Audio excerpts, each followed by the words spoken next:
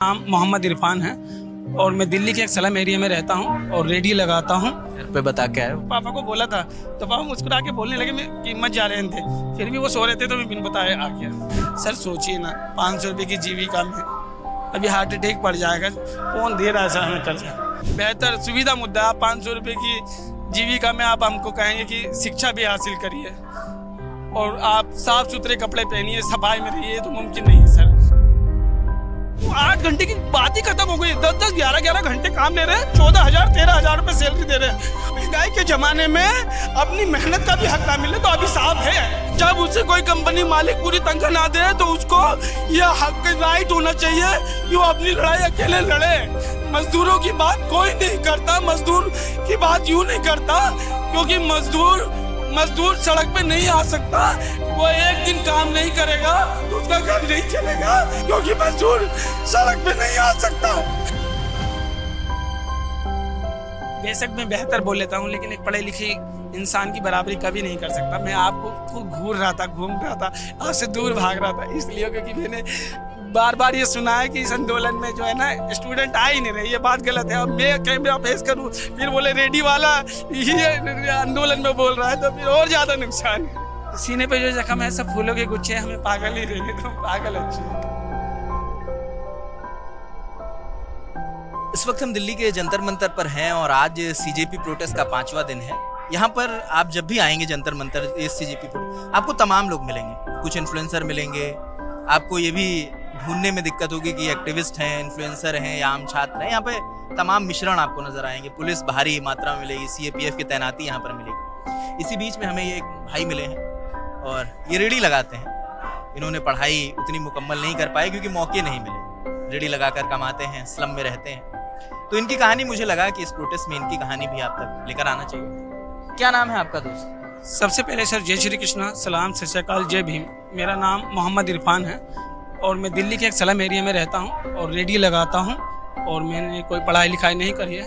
मेरा आने की सर मुख्य वजह ये थी क्योंकि मैंने सोशल मीडिया के माध्यम से फ़ोन चलाता हूँ। सोशल मीडिया के माध्यम से अभिजीत दीप के, आशुतोष राका, सौरभ दास और विजेता दहिया, इनके द्वारा एक मुहिम स्टार्ट की कि कुछ देश में कुछ जो छात्र अपने मकाम के लिए, अपनी ज़िंदगी को बेहतर बनाने के लिए जो हायर एजुकेशन में जाते हैं, मतलब डॉक्टर इंजीनियर बनने के लिए, एक बड़ी पढ़ाई के लिए जो अपनी मेहनत करते हैं, उसमें सर एक बहुत बड़ी कुर्बानी भी होती है। क्योंकि मैं स्लम में रहता हूँ, हमारे यहाँ 12वीं से पहले ना स्कूल ड्रॉप आउट करने वालों की संख्या बहुत ज़्यादा होती है। उसमें से 1-8% अपने माँ बाप अपने जीवन की बहुत बड़ी कुर्बानी, पैसा कौड़ी, सामाजिक दबाव, पारिवारिक दबाव के बाद अगर वो उस मकाम तक जाता है और फिर सिस्टम के किसी की नाकामी के कारण और किसी और को भुगतना पड़े तो सर उस लड़ाई का हिस्सा बनना बहुत जरूरी है। इसीलिए मैं यहाँ पे था। पे बता के आए हो?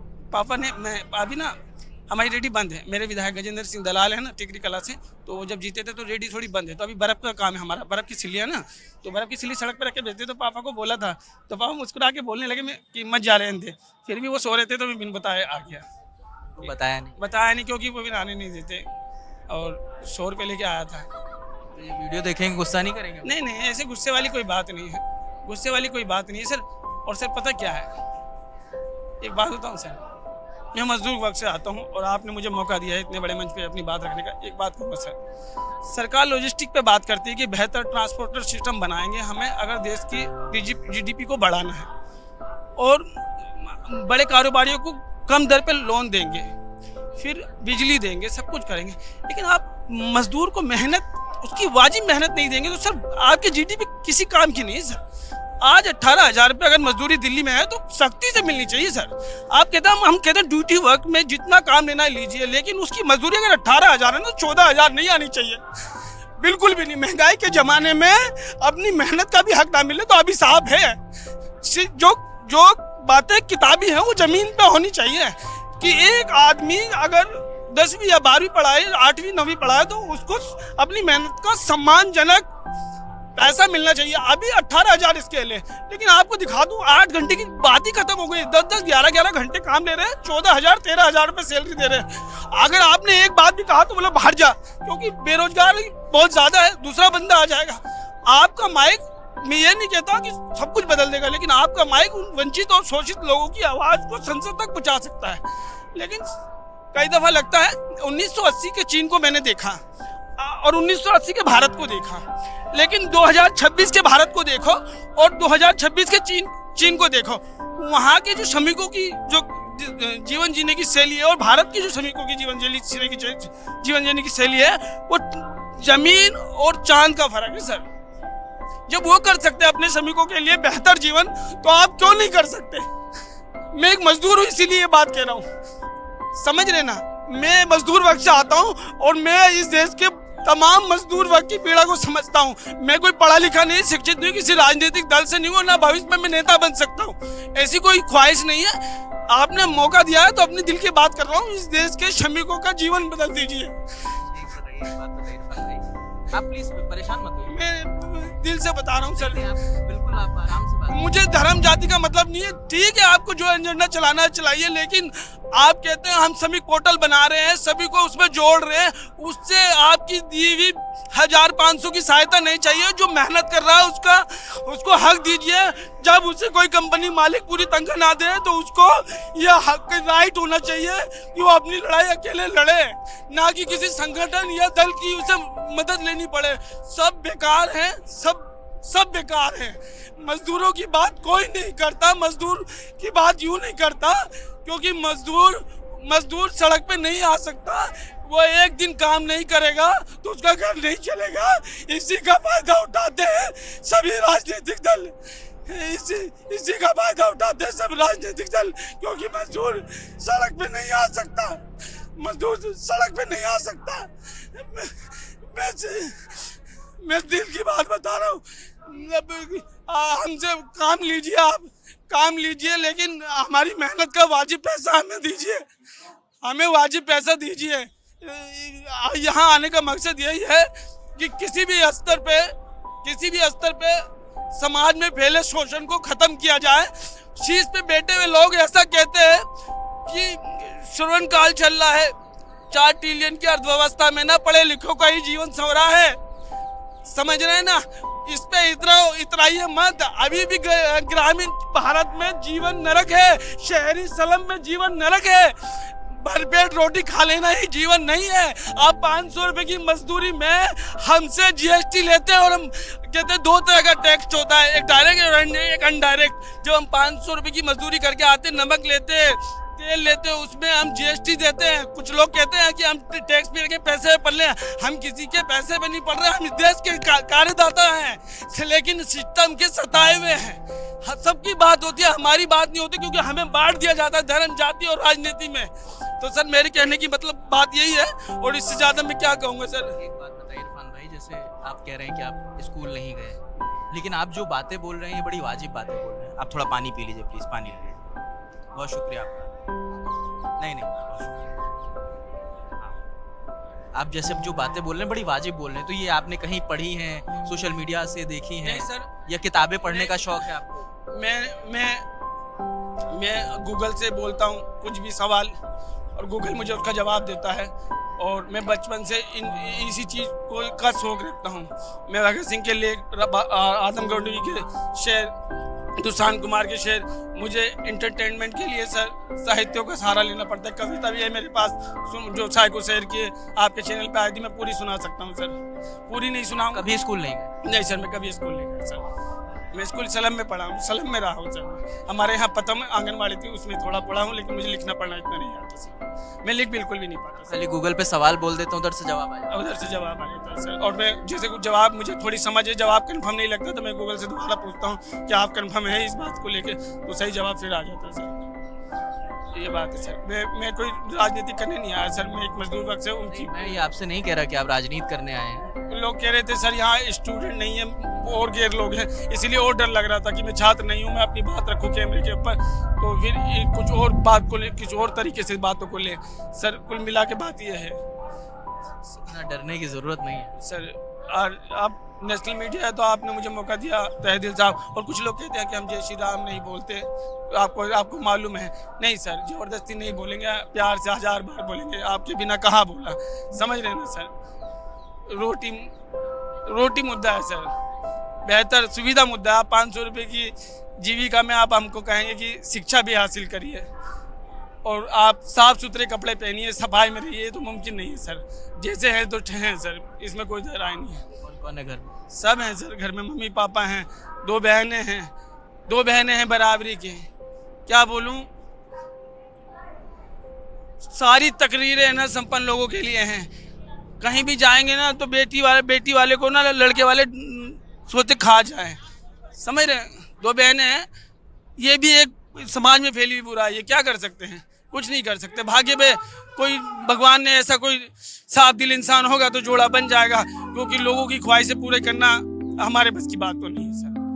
शादी नहीं हुई? मैंने नहीं करी, मैं बहनों के बारे में बता रहा सर। बहनों की हो गई? मैं बता तो रहा हूँ सर कि समाज में फैली बुराई है कि बेटी वालों को लोग सांप की नजर से देखे कि भाई खा जाए, फिर निकल जाएंगे, ये दे दे, वो दे दे, अगड़म दे दे, बगड़म दे दे। बेटी वाला हमेशा अपनी कैपेसिटी से ज्यादा बेटे के लिए करता है, लेकिन आज के बेटे वाले ये नहीं समझ रहे हैं सर। ये पहली बार प्रोटेस्ट में आया? नहीं सर, मैंने कहा ना, मैं सर CNRC आंदोलन में भी था, शाहीन बाग में। मैं पहलवान और किसान आंदोलन में भी था, मैं पहलवान आंदोलन में भी था, मैं यहाँ। लेकिन मैं सर हिंसा का किसी भी तरह का समर्थन नहीं करता। मैं अहिंसा का दामन गांधी के साथ अपनी बातों को रखता हूँ सर। मारपीट वगैरह ये सब गलत है, किसी भी स्तर पे इसे स्वीकार नहीं किया जा सकता सर। समझ रहे हैं सर, हम इस बात को मानते हैं सर। हर आंदोलन में जाते हैं, जो भी आपको ठीक लगता है। हाँ, जो भी ठीक लगता है। और देखिए सर, मैंने न कभी ओवैसी साहब की विचारों का समर्थन किया। मैं अपने परिवार का उन्हें बुजुर्ग मानता हूँ, लेकिन अपना लीडर नहीं मानता, क्योंकि मेरे पूर्वजों ने गांधी को, नेहरू को, पटेल को, शास्त्री को, इंदिरा को अपना लीडर माना है। इसीलिए मैंने कभी ना ओवैसी जी को अपना लीडर नहीं माना। परिवार का सदस्य माना, उनके मान सम्मान में कमी नहीं दे सकते, लेकिन हमने अपना लीडर नहीं माना। समझ रहे हैं सर, हर बात को बारीकी से बता सकते हैं सर। सारी नॉलेज गूगल से? सर 35 साल का हूँ सर, 92 में जन्म हुआ था सर। आपने पढ़ना नहीं? पढ़ाई नहीं आती सर मेरे को, मैंने बताया ना। ये कोई चमत्कार नहीं सर, हमारा जीवन जो है, हम बड़ा नरकीय जीवन, हम कोई तारीफ वाली बात नहीं कर रहे हैं सर। मैं 12 गज का मकान है सर, लक्ष्मी नगर का अक्षरधाम न्यू नवेटा मोड़ बना ना, वो हमारी झुग्गियाँ थी। 2006 के 6 महीने में शीला जी की गवर्नमेंट ने पुनर्वास किया था। हमारे विधायक थे डॉक्टर अशोक कुमार वालिया, जो निधन कर गए, कांग्रेस के गद्दावर नेता थे, वो हमारे विधायक थे। हमने सुनील दत्त की कैंपिंग भी देखी है, जो संदीप जी के लिए पहला लोकसभा चुनाव लड़ा था ना, सुनील दत्त जी खुद आए थे लक्ष्मी नगर में उनके प्रचार में। उम्र तो है सर, लगती नहीं है। तो बाकी ये सर आपसे हाथ जोड़ के विनती है, क्योंकि हमारे ना देश के श्रमिक, मैं भी एक श्रमिक हूँ सर, घर में और लोग भी काम करते हैं सर। सोचिए ना, 500 रुपये की जीविका में अभी हार्ट अटैक पड़ जाएगा। सरकारी अस्पताल के बजट में वो स्टंट ही नहीं है, 50-60 हज़ार के लगते हैं। कौन दे रहा है सर हमें कर्जा, ऐसे ही मर जाते हैं। आयुष्मान योजना वगैरह नहीं? आयुष्मान का सुनने से, आयुष्मान पे अपना सवाल, आयुष्मान कार्ड है मेरे पास। आयुष्मान कार्ड में ये है कि अस्पताल में जैसे आप जाएंगे तो अस्पताल पहले आयुष्मान पोर्टल पे जाएगा, इसकी जांच लेगा कि मेरे पास ये पेशेंट आएगा, इसका इलाज करूँ निकलो, समझिए। फिर आपको उससे आकर बात नहीं बनी तो आप आयुष्मान मित्र के पास जाएंगे, उससे नहीं बात बन रही तो आप आयुष्मान हेल्पलाइन पे जाएंगे 145555 पे। तो सर बहुत मतलब आयुष्मान है तो, लेकिन इसमें भी कानूनी पेच है सर। नहीं बताते हैं कि आयुष्मान कार्ड तो तुरंत आप दिखाइए और एडमिट हो जाइए, ये ऐसा है, लेकिन हर मामले में ऐसा हो नहीं रहा सर। समझ, ऐसा हर मामले में हो नहीं। बहुत सी परेशानी है सर, शिक्षा और स्वास्थ्य एक गंभीर समस्या है, लेकिन आप 18,000 ईमानदारी से दिलवा दीजिए सर। बाकी आप यहाँ पर CJP या जिस भी प्रोटेस्ट में आप जाते हो, आप श्रमिकों का मुद्दा लेकर जाते हो? हाँ, मैं बस अपने श्रमिकों का, पहली बात हमारे श्रमिकों की होती है, मेरी श्रमिकों की बात होती है, और कोई बात। आप लोगों का कोई मतलब प्रतिनिधि भी है? नहीं, कोई प्रतिनिधि नहीं है। मेरा नाम मोहम्मद इरफान है, मैं रेडी लगाता हूँ, साउदा JJ कॉलोनी में रहता हूँ, मकान नंबर C52 है मेरा सर। मेरा कोई प्रतिनिधि नहीं है, मैं किसी के उसमें नहीं है। हाँ, राहुल जी के साथ दिल्ली से कश्मीर तक भारत जोड़ो यात्रा का हिस्सा बना था, वही जाने की वजह यह थी, क्योंकि जब सब गाली बकने लगे ना और कहीं से प्यार की आवाज आए तो आदमी हमेशा उधर झुक जाता है। उसके बाद राहुल जी के कार्यक्रमों में गए? उसी भी बस सिंगल कार्यक्रम में गया था, एक कार्यक्रम। हाँ, दिल्ली से कश्मीर गया था। उसके बाद नहीं गए? उसके बाद नहीं गया सर। उसके बाद मैं नागरिक आंदोलनों में ज्यादा जाता हूँ, राजनीतिक में नहीं जाता सर। सर, राजनीति में नागरिक आंदोलन में भी बहुत जाता हूँ सर। और सर 2 साल से डिप्रेशन की दवा पागल खाने से खा रहा हूँ सर। क्यों? सर मतलब परिवार, मतलब जिंदगी ऐसी है हमारी सर, इसी बात से दवा खा रहा है 2 साल। दवा क्यों खा रहे हैं? अभी नहीं खा रहा सर, 2 साल दवा खाया, मतलब हृदय बहुत ज़्यादा घबराने लगता था, मांसपेशियों में हाथों में खिंचावट आ जाती थी और बहुत ज़्यादा डर लगता था गिर जाऊंगा कुछ। किस बात का? बस डर लगने लगता है क्योंकि यार सर हम बस जिंदगी ही ऐसी परेशानी की है, इसके सिवा करना क्या है।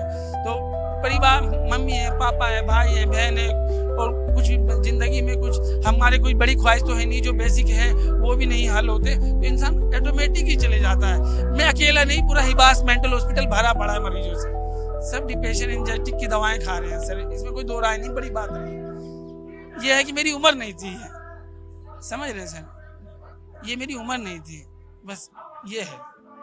बाकी सर भगत सिंह का वो शेर भी याद है, जब पागल खाने की बात करी तो सीने पे जो जख्म है सब फूलों के गुच्छे, हमें पागल ही रहने दो, पागल अच्छे है ना, भगत सिंह जी ने लिखा था। और मेरे जज्बातों से वाकिफ है इस कदर मेरी कलम की, मैं इश्क भी लिखना चाहूँ तो इनकलाब लिखा जाता है। बाकी कुछ नहीं सर, आपने मुझे मौका दिया। नहीं, आपने हमसे बात करी, इसके लिए बहुत शुक्रिया। नहीं, बहुत शुक्रिया। तो इरफान है पर आंदोलन में तमाम कहानियाँ, जब भी आप किसी भी आंदोलन आएंगे आपको तमाम लोग मिलेंगे। कुछ वो लोग आते हैं आंदोलन में जो उस मुद्दे से जुड़ते हैं जिसकी वजह से आंदोलन हो रहा होता है। कुछ वो लोग आते हैं जो इस कोशिश में रहते हैं कि शायद इस आंदोलन में मुझे भी एक मंच मिल जाए और मैं अपनी बात रख सकूं या अपने जो भी हमारे वर्ग है उसकी बात रख सकूं। तो जो इरफान जितनी हंसी से इन्होंने अपनी कहानी बता दी वो शायद उतनी खुशनुमा है नहीं, कि एक शख्स है जो रेडी लगाता है, स्कूल कभी नहीं गया, लेकिन वो शायद उन लोगों से बेहतर बोल सकता है जो कॉन्वेंट में पढ़े हैं, जिनके पास सारी सुख सुविधाएं हैं, जो इसी कमरों में पढ़ाई करते हैं। क्योंकि इरफान को अगर आप ये इंटरव्यू अगर आपने यहाँ तक देखा होगा, जब मैं बोल रहा हूँ, इंट्रो दे रहा हूँ, आउट्रो दे रहा हूँ, वहाँ तक अगर आपने इस इंट्रो को, इस वीडियो को देखा होगा तो आपको समझ में आ गया होगा कि एक शख्स जिसने कभी स्कूल का चेहरा नहीं देखा वो इतना अच्छा बोल रहा है। इनका कहना है कि जो भी सवाल होता है हम गूगल से पूछ लेते हैं और जब डाउट होता है फिर गूगल से पूछते हैं कि क्या जवाब आपने सही दिया था। तो मतलब आपको यकीन नहीं आ रहा, मैंने गूगल से जो पूछे हैं मैं आपको दिखा देता हूँ, आपको लग रहा होगा कि मैं नहीं, मुझे यकीन है, तभी मैंने बातचीत आपसे करी है। सर 1 मिनट में दिखा देता हूँ। मैंने गूगल से जो पूछे हैं आप देख लीजिए, ये दिखा दीजिए सर, इन्हें दिखा दीजिए मैंने गूगल से क्या पूछे। ये भी दिखा देते हैं कि जैसे इन्होंने पहला सवाल पूछा है जंतर मंतर पधारों के समर्थन में, इसमें कुछ और लिखना चाहते होंगे, क्या अभिनव सर कॉकरोच की जंतर मंतर में आ रहे हैं। अच्छा, अभिनय लिखना चाहते हैं, अभिनय नाम है उनका। हाँ अच्छा। और देखिए मेहरो बलोच नहीं है पाकिस्तान की बलोच एक्टिविस्ट, उनके बारे में मैंने 3 घंटे कल गूगल पे सर्च किया। मैं कहता हूँ कि गांधीवादी तरीके से, जिस तरीके से महलोज बलोच को आंदोलन कर रही हो, अपने लोगों के अधिकारों की लड़ाई लड़ रहे हैं, पाकिस्तानी सेना और सरकार 70-75 सालों से उन पे दमनकारी और हथियारबंद तरीके से उनके लोगों को अगवा कर लेती है, आंखें निकाल लेती हैं, और वो खुद को इस्लामिक राष्ट्र मानते हैं। इस्लामिक सिद्धांतों से विपरीत है ये बात। किसी पे जुल्म करना कहाँ से वाजिब है, और पाकिस्तान का कोई मौलाना इसकी निंदा नहीं करता। तो सब सर मैं कहता हूँ ना, देश को चलाने के लिए, मतलब सत्ता में आने के लिए धर्म की जरूरत है, लेकिन देश को चलाने के लिए धर्म की नहीं, क्योंकि धर्म ना न्याय संगत बात बताता है, और धर्म में जो कट्टरता है, धार्मिक कट्टरता, वो क्रूरता सिखाता है। क्योंकि धर्म तो न्याय संगत बात बताता है और धर्म में जो कट्टरता है वो क्रूरता सिखाता है। तो ये आपने कभी नौकरी करने की कोशिश करी? मैंने रेडी आप लगा रहे हो बर्फ का। मैंने घेवरा फाटक पे बस में पानी बेचा थैली, मैंने भुट्टे भूने हैं, मैंने कवाड़ी का काम किया है। मैंने नहीं, जैसे आप इतना बेहतर बोल रहे हो या आपको जानकारी है, गूगल से आपने सब याद कर लिया है, कभी गए नहीं कि हमें नौकरी दे दो, हम इतना बढ़िया बोलते हैं, हम अपनी बात रख सकते हैं। नहीं, हम देखिए बेशक मैं बेहतर बोल लेता हूँ, लेकिन एक पढ़े लिखे इंसान की बराबरी कभी नहीं कर सकता। मैं आपको घूम रहा था, आपसे दूर भाग रहा था, इसलिए क्योंकि मैंने बार बार ये सुना है कि इस आंदोलन में जो है ना स्टूडेंट आ ही नहीं रहे, ये बात गलत है। अब मैं कैमरा फेस करूँ, फिर बोले रेडी वाला ही आंदोलन में बोल रहा है, तो फिर और ज़्यादा नुकसान है और मुसीबत है। इसीलिए आपको मैं घूर रहा था, इधर उधर बात नहीं कर रहा था आपसे।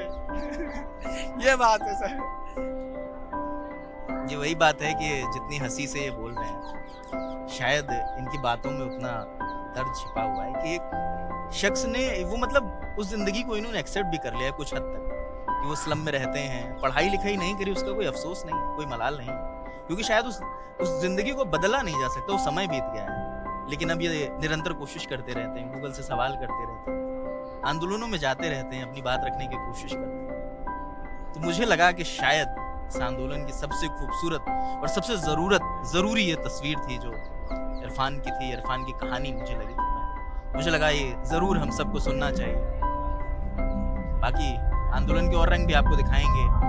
कुछ देर में अभिजीत अभी IT मिनिस्ट्री की कॉल पर उनसे मिलने गए हैं, बातचीत हो रही होगी, वो बातचीत क्या होती है वो भी आपको बताएंगे। कुछ टीचर इनके समर्थन में जंतर मंतर पहुंच रहे हैं, अभिनय सर हैं, वीरेंद्र सर हैं, वो यहाँ पर विजेंद्र सर वो यहाँ पर पहुँचने वाले हैं। बाकी जो भी होगा वो अपडेट देते रहेंगे। इरफान की कहानी पर आप क्या सोचते हैं ये ज़रूर मुझे बताइएगा, और अगर आपकी नज़र में भी इरफान जैसी कहानियाँ हैं तो वो भी कमेंट सेक्शन में लिख डालिए। मेरा नाम रजत है, कैमरे के पीछे प्रशांत है। देखते रहें लल्लन टॉप। शुक्रिया।